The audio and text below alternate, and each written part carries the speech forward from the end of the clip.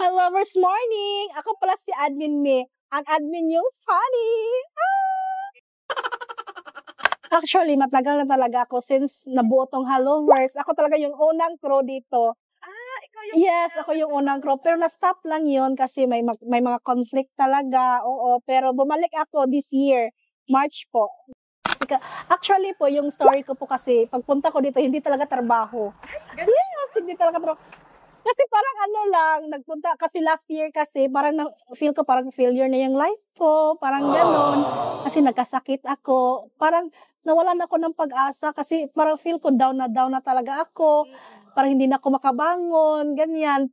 May nag-chat sa akin na gusto mo magpahiling tayo, ganyan, kasi sila parang sila, born again, yung nila, yung, So, doon nagsimula. So nagpaalam ako sa partner ko, sabi ko nga, pwede pumunta muna ako doon sa Monte Alegre kasi magpahiling ako. Baka yun ang sagot, nagagaling ako. Oo. Tapos sabi niya, wag na lang, baka makahasil ka lang doon kasi nga may problema ako, may sakit ako. Pero sabi ko, try natin. Baka doon lang ako, gagaling. Oo. Pero try ako, pero yun, parang na-enjoy kasi yung life ko dito. Unlike doon na ako lang mag-isa, so sobrang boring. So, syempre yung sakit ko, palagi kong nararamdaman kasi wala akong kausap.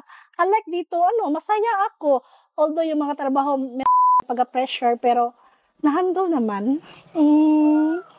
Yung trabaho okay naman kasi yung surrounding namin as in super nice kasi hindi toxic. Pati yung mga kasamahan ko, hindi talaga toxic sila.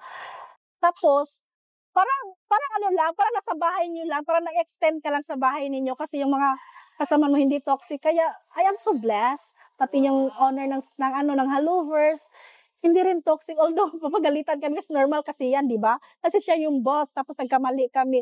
Okay lang. Na-handle naman. At saka yung mga, minsan talaga, parang hindi ka makafocus kasi try to imagine, ang dami na namin ngayon. Siguro kami, 100 branches. Oo.